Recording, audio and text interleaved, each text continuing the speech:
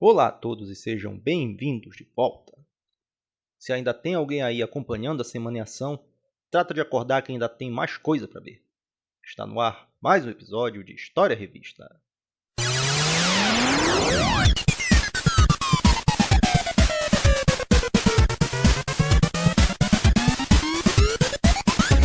Ação Games 171, janeiro de 2002.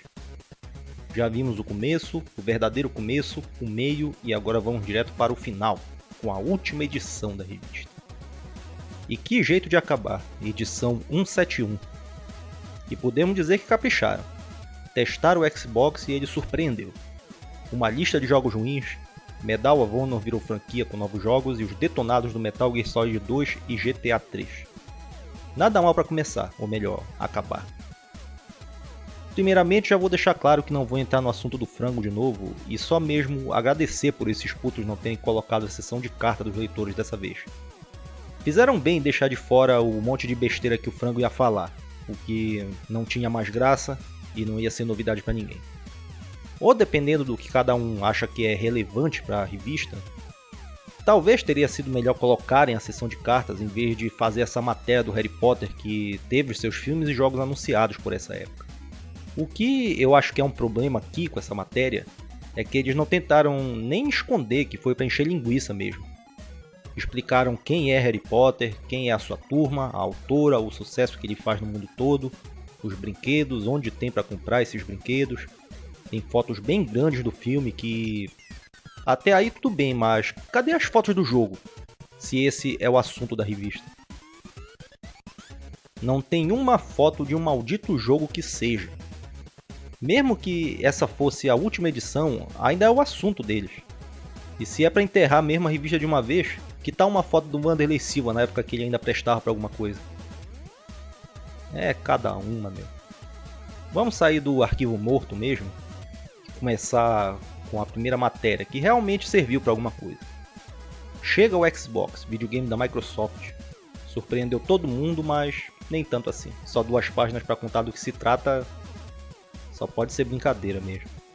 Os jogos fizeram bonito e deu pra ver que aquela promessa de ser o videogame mais poderoso dessa geração se mostrou desde o começo com o Dead or Alive 3, um título de lançamento que ainda tem gráficos muito bonitos hoje em dia. Mas é só isso que o jogo tem mesmo. Saiu da área dos gráficos, ele é tão genérico quanto aquele primeiro que lançaram em 97 ou 98. O seu primeiro problema do Xbox aqui, não do jogo, foi o controle, que era muito grande e os botões eram arrumados de um jeito fora do que o mundo estava acostumado. A Microsoft deu uma explicação para os botões ficarem desse jeito, mas não convenceu. E depois de um tempo eles lançaram um novo modelo que era menor e funcionava bem melhor para fazer o seu serviço. E aí, com os anos que vieram, ele mostrou serviço de forma satisfatória. A galera descobriu que a sua estrutura e o seu disco rígido poderiam ser muito bem usados para algumas outras coisas. E aí, depois de algumas modificações, dava para salvar músicas, filmes, emuladores e mais de DVD dos seus jogos. Por aqui ele não fez tanto sucesso e meio que não teria como. O Xbox era muito caro nas lojas e também o pessoal só foi descobrir essas modificações um bom tempo depois do seu lançamento. Fora que o PlayStation 2 já estava por aí, a sua pirataria também já estava bem avançada e estabelecida. Não teve muito o que fazer aqui pelo Brasil. Sua marca maior na história dos videogames foi em estabelecer como um videogame caseiro, um console, devia fazer uso da internet. Sem qualquer tipo de contestação, o Xbox foi o que saiu na frente de todo mundo. E foi aí também que ele encontrou mais da metade de todo o seu sucesso. A próxima parada é uma matéria curiosa. Eu gosto de jogo ruim. Uma lista de títulos peculiares, para dizer o mínimo. São jogos que, em alguns casos, é uma coisa cultural, como por exemplo futebol americano e beisebol. Não duvido que os jogos do Madden e MLB sejam jogos bons, mas compreender isso tudo é coisa para poucos mesmo, só para quem é fã.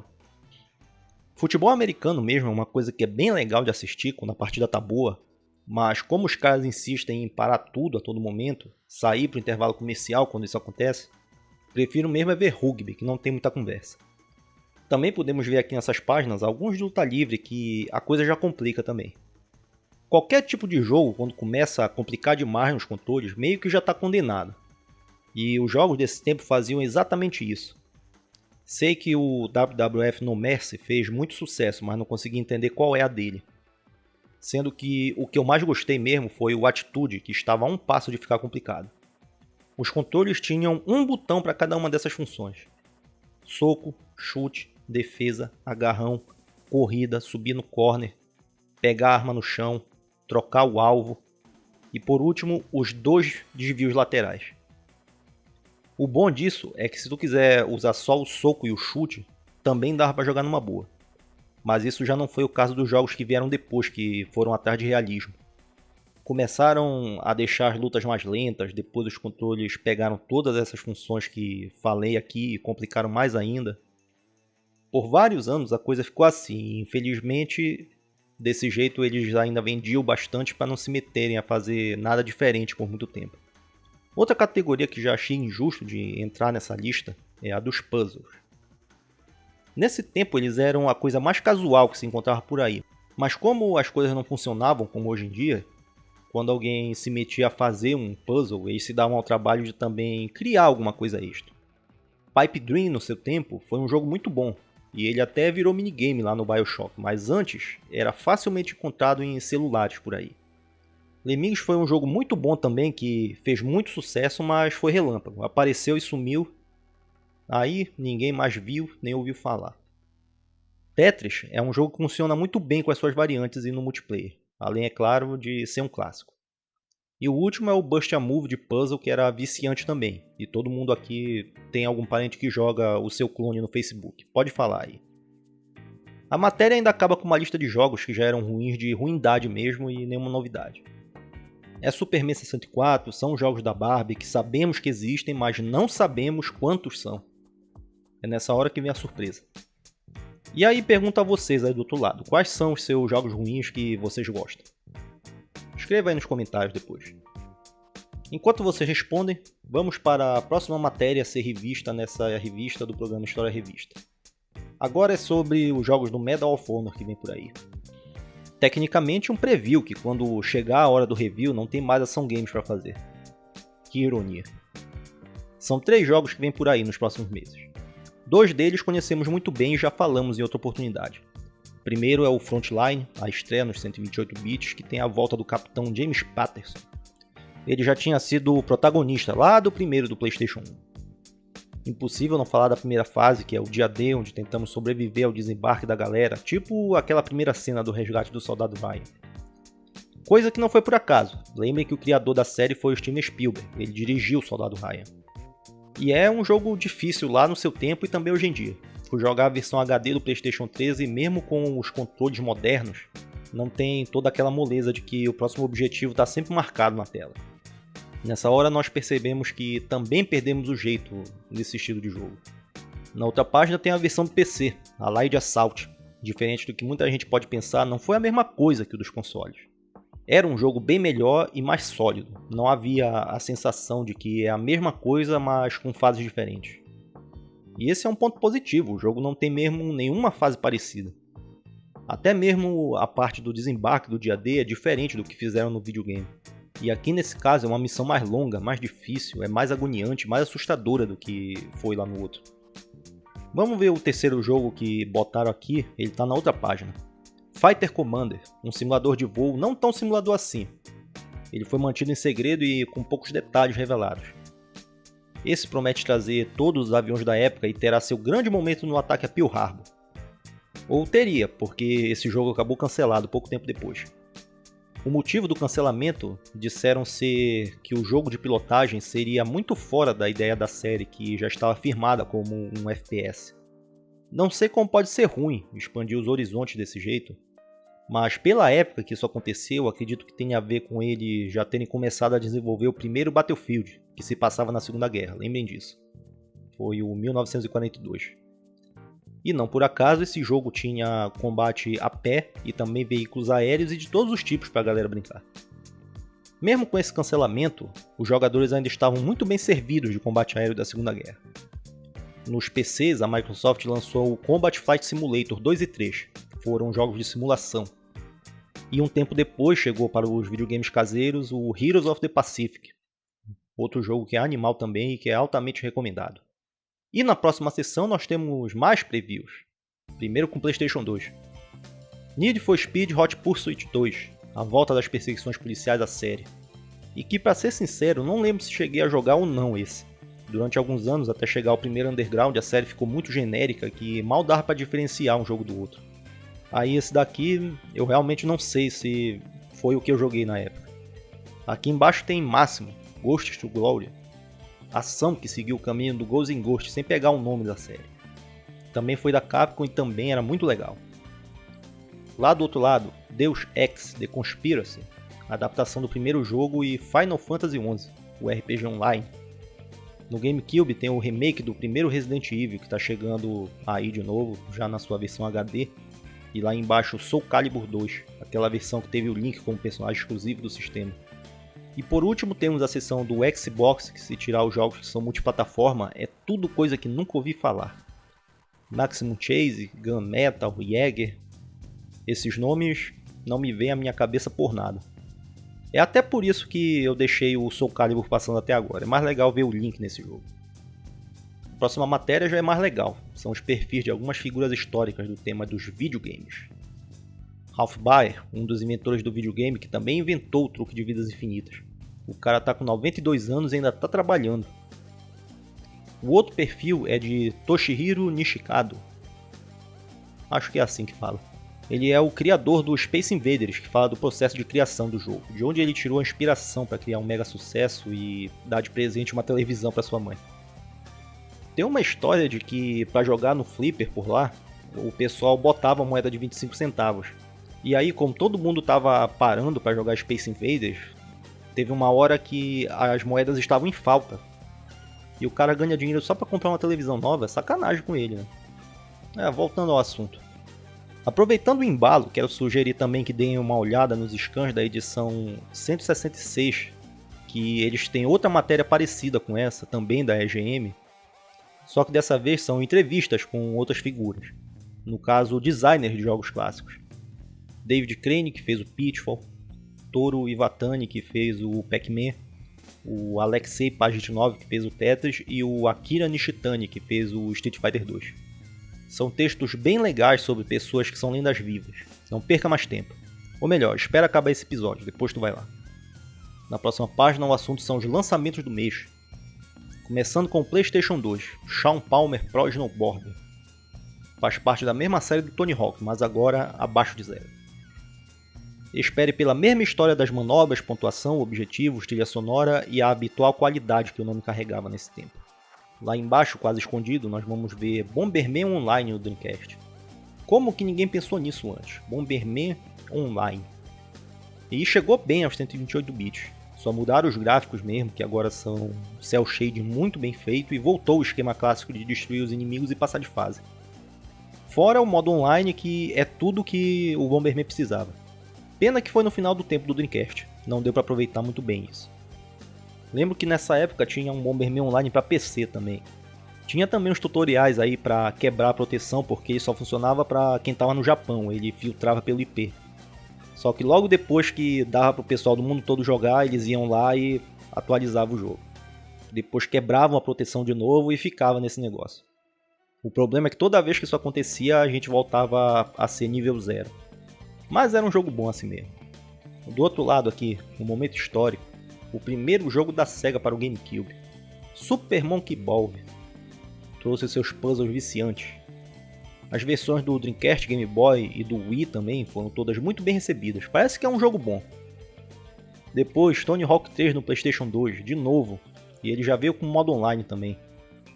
Tem uma mudança no elenco aqui. Saiu o brasileiro Bob Burnquist, que tinha assinado com a Konami para participar de um jogo muito ruim que lançaram por esse tempo. No seu lugar entrou o Bam Margera, que fez fama quando participou do Jackass. Inclusive, um dos seus movimentos especiais era uma manobra, entre aspas, que ele fazia o skate bater na cara dele, que saía sangue e tudo. No PlayStation 2 o jogo era muito bom, só que no 1 já era uma outra história, chegava a ser deprimente ele. Nessa brincadeira do Game Boy Advance acabou sendo o mais agradável de jogar, sem toda aquela neblina pelo cenário. Só que no portátil o 2 ainda era infinitamente melhor. Revista no fim, mas ainda deu tempo de falar do GTA 3, um verdadeiro divisor de águas que também ajudou a chamar a atenção para o PlayStation 2. Além, obviamente, da mudança da perspectiva, que saiu daquela visão aérea para a terceira pessoa, houve uma mudança também no esquema do jogo, que tinha sido inventado no segundo, que já era bem complicado de entender. Inventaram esse esquema de que tem uma história e as missões fazem as coisas avançarem. E não era só a história que avançava, também eram desbloqueadas as novas áreas do mapa, no caso outras ilhas. E nelas apareciam mais missões e assim por diante. E se tratando de GTA, claro que não poderiam faltar a liberdade de fazer o que bem entender e a polêmica que vem junto disso. Se no tempo da visão aérea o jogo já era mal visto, o que seria agora que o mundo tomou forma? Tudo está mais definido e realista e mais violento do que nunca. Pois é. Os Malafaias e os Bolsonaros dessa época vieram com aquele papo de sempre, que eles gostam de latir o tempo todo. Só que, como sempre, nunca ninguém se dá o trabalho de olhar pro que está escrito nesse caralho de capa de jogo. Que ele não é para crianças. Não basta o jogo se chamar Ladrão de Carros, ainda tem isso lá. E quando o jogo chega na mão das crianças, ainda querem botar a culpa no pessoal que fez o jogo. E a beleza da democracia está exatamente nisso. A mesma liberdade de expressão que os caras têm em fazerem o jogo do jeito que bem entenderem, também é a que garante o direito desses cuzões cacarejarem as merdas que bem entenderem. E ninguém contesta nada, porque é opinião, é a palavra do senhor, quando na verdade isso é discurso de ódio, e do pior tipo. E o problema mora bem aqui.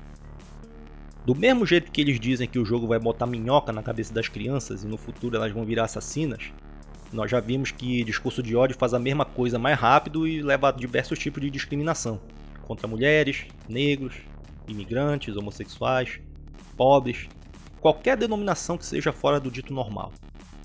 Coisa que, na minha opinião, é muito mais perigosa que um videogame. Teve até aquela vez que um discurso de ódio fez acontecer um holocausto. E agora? Essas pessoas não podem simplesmente usar um continue e voltarem pro jogo. Me desviei bonito do assunto. Vamos voltar pro GTA 3. Saiu no PlayStation 2 e depois PC, Xbox e agora tá aí nas redes baratinho. E também nos dispositivos móveis. Vamos continuar aqui então. Depois desse último segmento, precisei parar aqui e tomar uma água. Sei que nem costumo falar palavrão aqui no programa, mas esse é um assunto que me tira do sério. Se ainda tiver alguém aí assistindo, peço desculpas pela parte dos palavrões. Mas só essas partes. O próximo detonado que aparece aqui é Metal Gear Solid 2, páginas que me ajudaram a ser o primeiro a zerar esse jogo lá na rua. Nesse segundo capítulo, muito esperado, a curiosidade em ver como o jogo ficou nos 128 bits não foi maior do que a vontade de continuar a saga.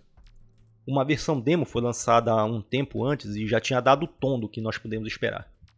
Mal sabíamos nós, pobres jogadores, que a segunda parte do Metal Gear tinha uma reviravolta a ser mais detalhada dentro do estante. Isso vai mudar o rumo de como nós vemos a série e os seus acontecimentos. Foi exatamente por essa parte que muita gente e muitas análises profissionais por aí deram uma nota baixa para a história. Por ser confusa, por ser enrolada nos detalhes, mas para entender diretamente tem que pegar aquelas paradas de que o próprio Kojima explicou, que o primeiro Solid foi Gene, os dois filhos clones do Big Boss. E agora o tema é meme. Cuidado que agora tem spoiler pesado da série toda. Vou botar uma marcação em cima e embaixo, essa que estão vendo aí. Se não quiserem saber o spoiler, é só baixar o volume e correr o vídeo até a parte que isso some. Nessa parte já está seguro. Então vamos lá. Acontece aquela primeira parte em que nós jogamos com o Snake. E aí tem o acidente. E aí vem a segunda metade em que nós estamos com o Raiden, injustamente odiado.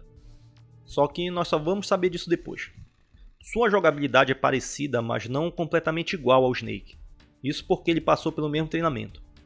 Em certa parte do jogo entramos com nosso nome, data de nascimento e outros dados. Em um diálogo, Raiden comenta que treinou várias vezes a simulação de Shadow Moses e completou mais de 300 sessões de treinamento virtual. Aí volta um pouco. O terceiro disco da expansão do Metal Gear Solid, o Integral, trouxe exatamente 300 fases de treino. E aí tem o primeiro ponto. Uma inversão de papéis, é porque na verdade o Raiden é o próprio jogador. Mesmo ele sendo homem, o visual é andrógeno para que as jogadoras pudessem se identificar com ele de algum jeito. E aí, quando nós jogamos o primeiro Metal Gear, Nós conduzimos o Snake mesmo ou estávamos no treinamento virtual do Raiden? O primeiro jogo tem 2 finais, em um deles o Otacon morre, no outro quem morre é a Merio. Aí no começo do 2 fica definido que o final que valeu foi o que salvou o Otacon, mas nós chegamos lá no Metal Gear 4 e a Merio está viva, feliz e saltitante. E onde nós estamos nisso? Somos mais um soldado que é descartável, que não tem nome, que não tem rosto? Ou somos o protagonista da história? Essa é só uma das perguntas, que é mesmo uma grande viagem. Talvez o jogo não estivesse à altura de tanto conteúdo, ou então o seu defeito seja não conseguir transmitir tudo isso numa única partida. Mas será que isso é um defeito mesmo? O negócio é que agora é a tua vez de usar o cérebro e achar uma saída para essa sinuca, ou pelo menos tentar. E olha que fiz toda essa defesa do jogo e ele nem é meu favorito. Esse posto mesmo é do terceiro, o Snake Eater, que gosto mais, mesmo com os seus excessos. Coisa que o 2 não tem, ou melhor. A quantidade de dramalhão passou direto pela fase de excesso e está mesmo para desnecessário. Com exceção da história da personagem Olga. Ela sim foi criada para comer o pão que o diabo amassou. Quanto ao jogo, nós temos uma bela melhora nos controles que nos deu a opção de mirar e atirar em primeira pessoa. Tem novos lugares para se esconder e também esconder os soldados que são nocauteados ou mortos. Eles não somem depois e quando vem algum outro é dado um alerta. Cada vez que jogamos descobrimos uma coisa diferente e entre as coisas que vi, teve uma vez que atirei um guarda na hora que ele pediu ajuda e acertei o rádio. Aí quando parou de funcionar ele jogou no chão, começou a atirar e a gritar para ver se conseguia chamar a atenção de alguém para ajudar. As batalhas contra chefes também têm sua própria estratégia, que também estão nesse tema de que são memes. Coisa que tem momentos iguais em toda a série. E quando nós chegamos nos momentos finais, as mentiras que contaram por Raiden, que o Snake já conhecia, começam a se revelar. E aí vemos esse mundo do Metal Gear se transformar. O final pode deixar umas pontas soltas que nem dá para acreditar, mas isso faz sentido depois que entendemos aquilo que tentei explicar ainda agora. É uma coisa mesmo que é um pouco enrolada, mas é recompensadora. E convenhamos, o tempo já passou e tu já pode ir lá e jogar ou ler a história do 4 para ver o que aconteceu depois disso. Então isso deixa de ser um problema. Metal Gear Solid 2 é recomendado e merece sua atenção nessa versão HD que lançaram para o PlayStation 3. E só para deixar registrado, lembram de quando falei ainda agora que o Bob Burnquist saiu do jogo do Tony Hawk para participar de um outro da Konami? Pois bem, esse jogo foi um fracasso. E um tempo depois, quando a Konami lançou o Metal Gear 2 Substance, a expansão que veio com coisas extras, uma das novidades infames foi o modo Snakeboard. Eles pegaram a engine desse jogo de skate e colocaram um tema Metal Gear nas fases. Assim como o jogo original ficou muito ruim, e a parte triste é que isso não foi a coisa mais bizarra que aconteceu com o Metal Gear Solid. Acreditem, o cara se supera a cada jogo. Depois disso tem uma matéria sobre pirataria, páginas de Dick e Game Shark e chegamos ao final da Ação Games 171, janeiro de 2002, o último exemplar da sua trajetória. Ou será que foi isso mesmo? Lembrem-se que amanhã ainda tem mais um episódio para torrar a paciência, então esteja a postos para ver o que mais falta acontecer com a Ação Games. O pessoal lá do Patreon já sabe do que se trata há uma semana, e ainda é tempo. Se sobrou alguém aí, vamos lá com a sua curtida, comentário, compartilhada e aquelas coisas todas que ajudam. Agora é hora de agradecer por virem aqui nos sintonizar novamente. Fica um abraço a todos e até a próxima.